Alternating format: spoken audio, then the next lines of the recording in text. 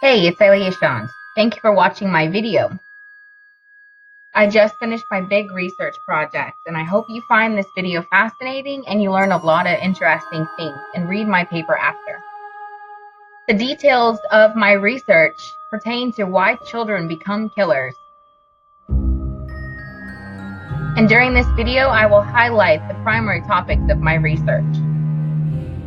For my research project, I attempted to address the problem of serial killers and mass murderers in the United States, dealing with children and adolescents and why they make the choice to kill.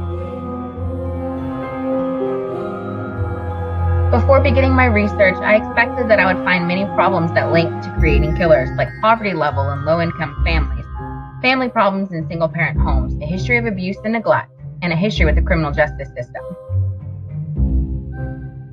In order to understand what creates a killer, I chose to use Durkheim's malintegration or anomie theory, Rahner's parental acceptance rejection theory, and Merton's strain theory. In order to find the answers I needed on serial killers and mass murderers, I looked at Texas Tech University Library and Amazon's bookstore. In order to gather references that I could trust, I used peer-reviewed journal articles or educational books written by authors with high ethos. The first theory I researched was Durkheim's anomie theory because it's one of the oldest theories explaining the risk factors of killers. It explains why they lack any normal emotional responses, why they believe they can and should do anything they want, and how they have a hyperactive sense of self. The anomie theory also shows that serial killers come from single-parent homes, never met one of their parents, or were adopted. Their family history play a big role in their choice to kill. They also lack of parental guidance results in feelings of rejection and neglect, and the mother is the primary abuser. The Parr theory developed from the anomie theory delves deeper into the sense of neglect and rejection child will feel when they're mistreated. It shows that when their rights are violated, they tend to violate the rights of others.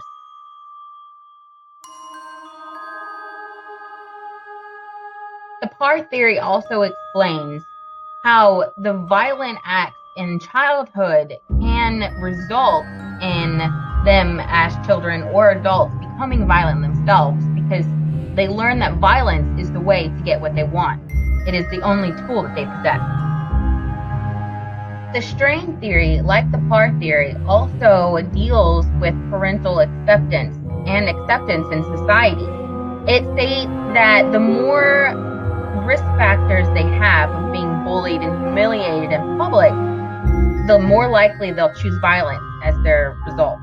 After all the research, it is evident that poverty and mistreating children does play a prominent role in creating killers.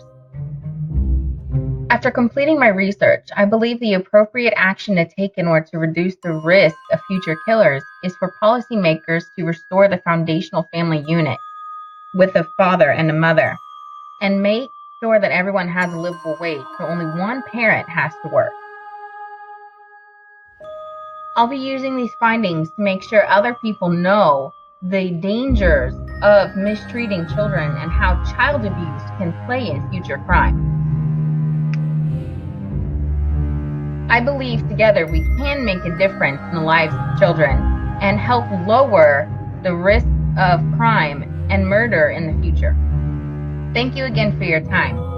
If you would like more information on my research, you can read my paper called Childhood Deviance: The Making of a Killer.